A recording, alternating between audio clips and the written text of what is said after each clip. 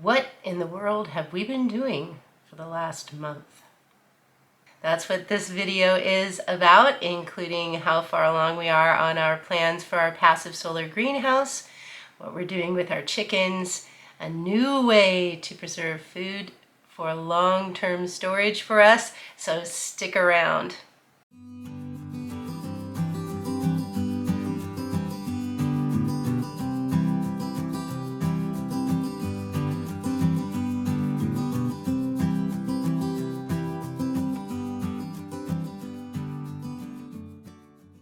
Welcome back to the channel. It seems like August wasn't even there.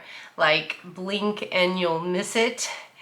We were so busy in August, it was unreal. But we have some things going on that I would like to share with you guys. On our channel, Dan and I are trying to become as self-sufficient as possible before we retire. So if that sort of thing interests you, on different ways to become more self-sufficient in these uncertain times, please consider subscribing to our channel and hit that like button on this video because it really will help us a lot with YouTube. First up is what's going on with our plans for our passive solar greenhouse. If you've been following our channel, you know that one of our goals in becoming more self-sufficient is to build a passive solar greenhouse that's actually attached to the south side of our home. And the plan was to go ahead and start on that this summer.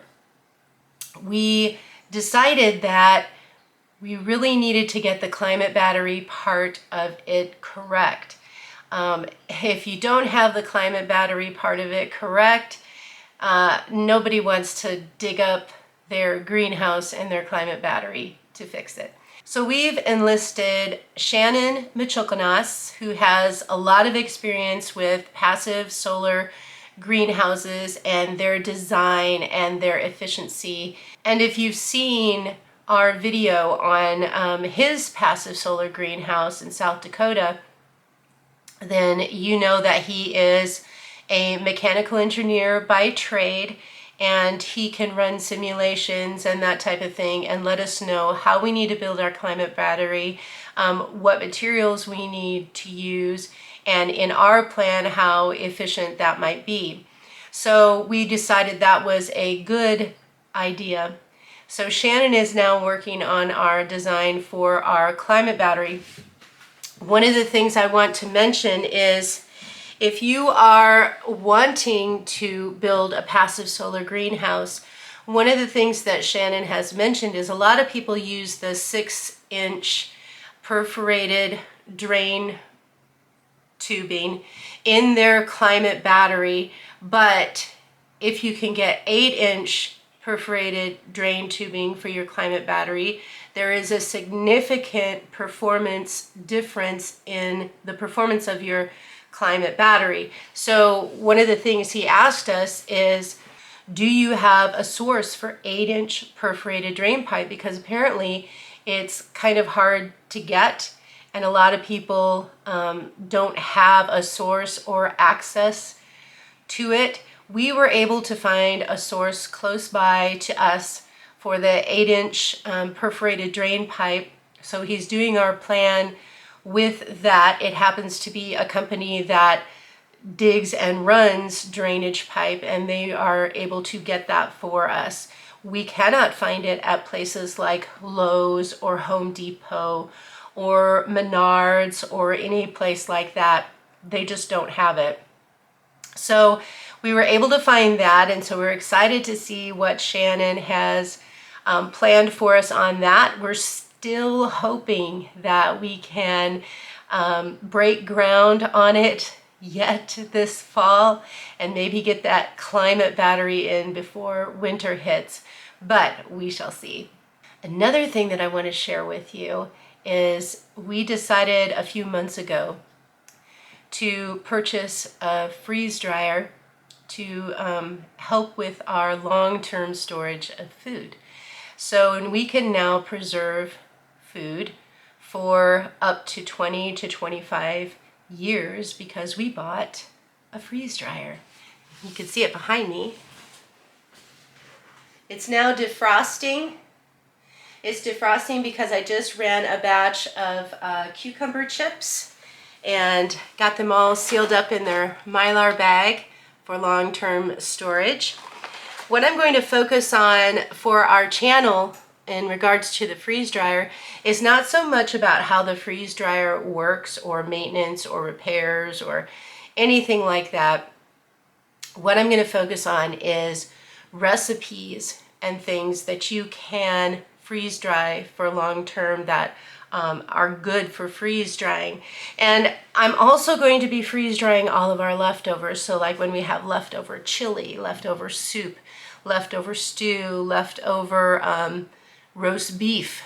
I mean, you can pretty much do anything that's not high fat or has a lot of sugar in it. So it wouldn't be good for things like jams or jellies, anything with a high fat content. So yes, I'm still going to be doing some canning. I'm going to still can jams and jellies, but anything other than that that doesn't have a high sugar content is going to go into the freeze dryer. Now, when I mean sugar content, I mean white sugar content.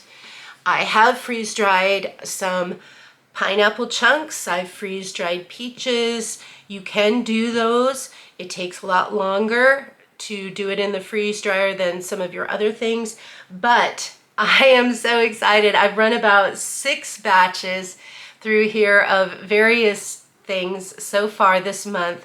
We just got it at the beginning of August. So I'm excited to share with you all of the things that I'm doing with the freeze dryer. And one of the things that I want to tell you is that freeze drying maintains 97% of the nutritional value of your food, and you can store it for 20 to 25 years and have it still be good. So it's different than dehydrating. It's not the same as dehydrating.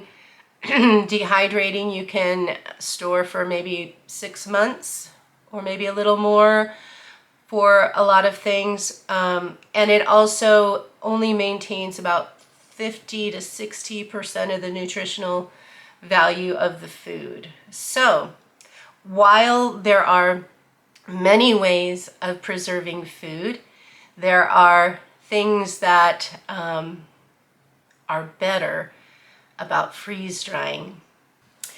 So watch for lots of upcoming videos on what I'm putting in my freeze dryer, how I'm freeze drying it, and we'll also go ahead and reconstitute some things too, so you can see what is it like when you reconstitute it. This is also really going to help us with our excess eggs. Any excess eggs we can raw scramble and stick them in the freeze dryer and preserve those as well. So there will be no wasted eggs. We haven't wasted a ton of eggs at all because I'm selling a lot of our eggs, but we have wasted some just because they've gotten too old. So this will help with that also. And speaking of eggs, what's going on with our chickens? Let's take a look at our chickens.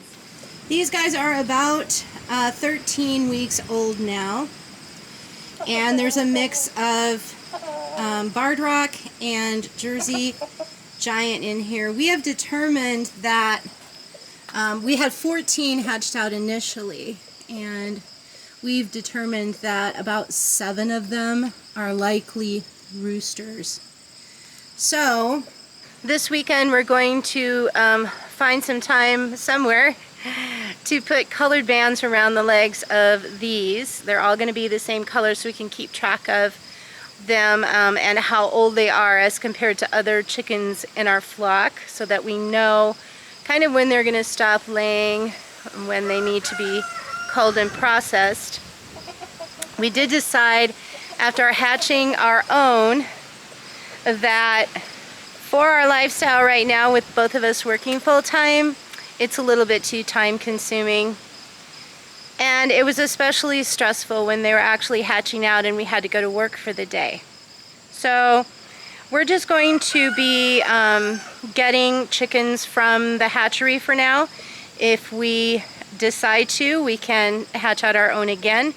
But we're going to cull all the roosters. All the roosters are going to go in the freezer because we actually have the older roosters. One in particular is kind of mean, likes to attack us. So those two are going to go away, and then once these are banded, we will be integrating the rest of those, the hens, in with the rest of the flock. And hopefully all of the hens will get along. But let me take you over and show you the two roosters over here. The black rooster we've named Midnight. Midnight is the one that likes to attack. He might even attack the fence when we take a look.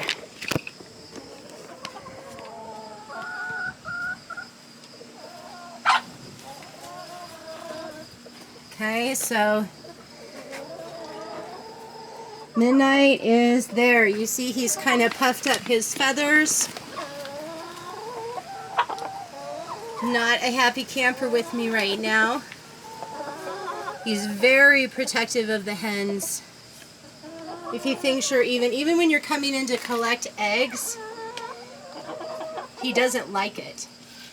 And he will jump at you with his feet and everything. And you know, it's just his natural instinct. He's just protecting his flock. And even though Dan has showed him several times who the boss is, that doesn't faze him.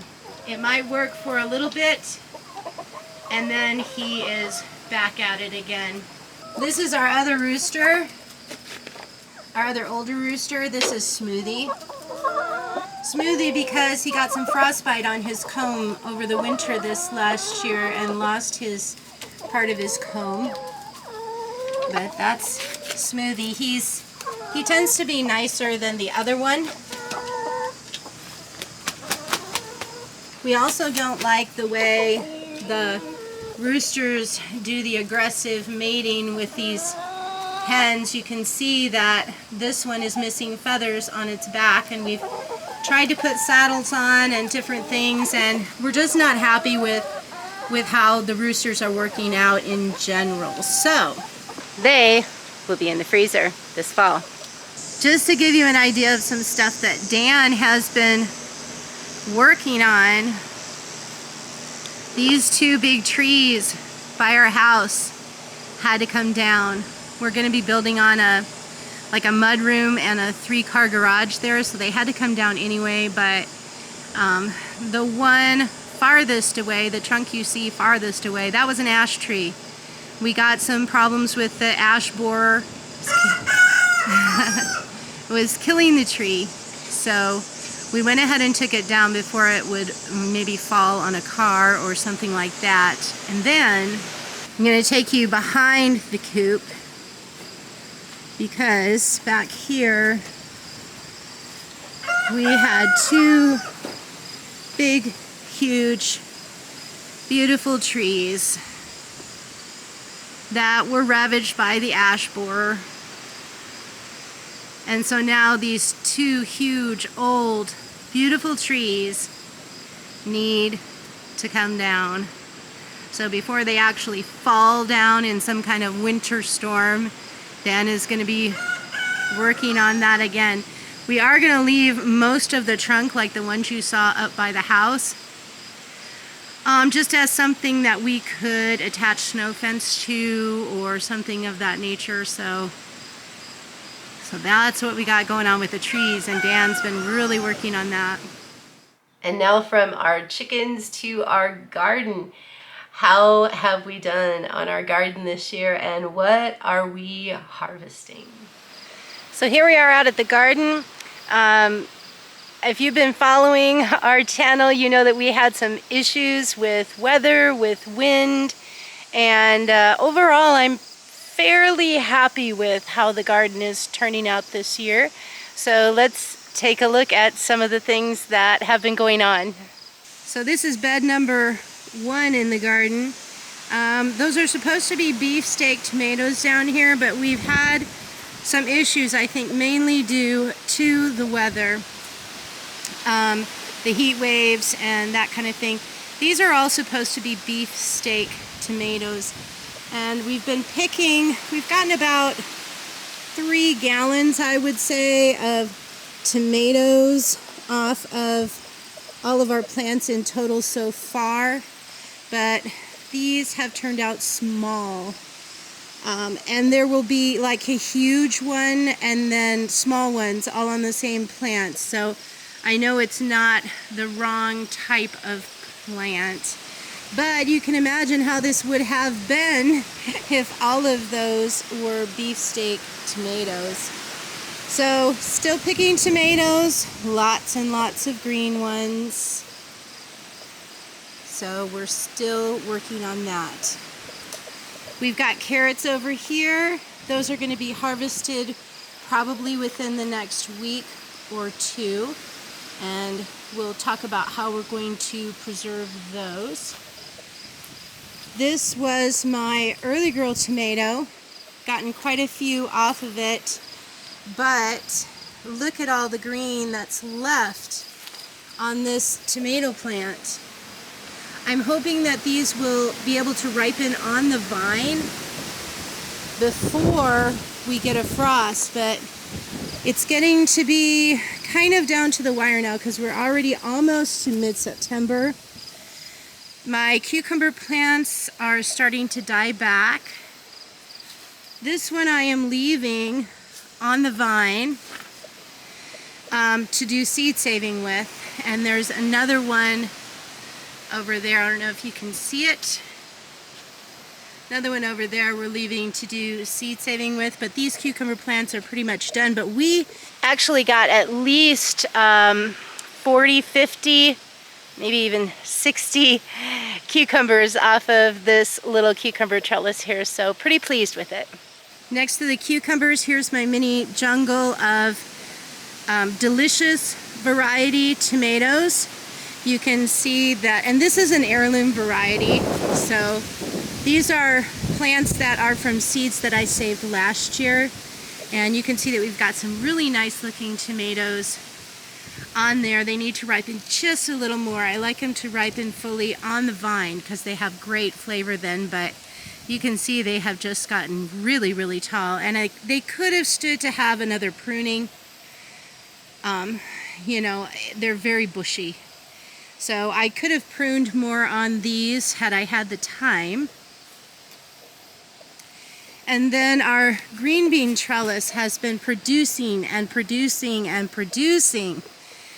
Gosh, we have gotten probably almost 3-gallon bags of green beans off of this so far, and you can see that there's still a lot that are coming on that we'll be able to pick. So this has been really productive for us, and I'm really happy with how the green beans have turned out this year. And here is 2 more beefsteak tomatoes, and again you can see that they are not large, so I know that there's just been some kind of issue going on that has caused them to have smaller tomatoes, but still we have pulled a couple of nice big ones off of these 2 plants also. This is a volunteer green bean that has come up where I planted green beans last year, and so I just let it wind itself around the tomato stand here, and we've been pulling green beans off of that as well, but you can see that it has been getting something eating on it. And speaking of that, this is my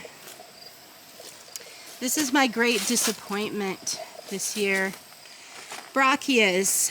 I put the net on when I transplanted them out here, thinking that would keep everything out of there, but it has not. And before I knew it, the broccoli had grown so large that it overshadowed the cabbages, and so I didn't notice that something was getting at all of the cabbages. And I think it was white flies. And so what I did was I just left everything closed in, and I haven't really done anything with this part of the garden then, because they were already too far gone for me to actually save any of them. But I left the net on thinking maybe the net would keep the white flies in and so that it wouldn't get to the rest of my garden. So that'll be some cleanup that we'll have to do this fall. So behind the raised beds, we planted the Ruth Stout potatoes. And you can see that these are just starting to die back now. They're starting to lay on the ground. Some of them are getting, like over here, they're laying on the ground. They're starting to get a little bit yellow, not terribly yellow, but we'll probably end up actually harvesting these this weekend. So look for a video coming soon on how our Ruth Stout method with potatoes went. I'm hoping to get a whole big tub full of potatoes. Now I want to take you over and show you how our very small pumpkin patch is doing.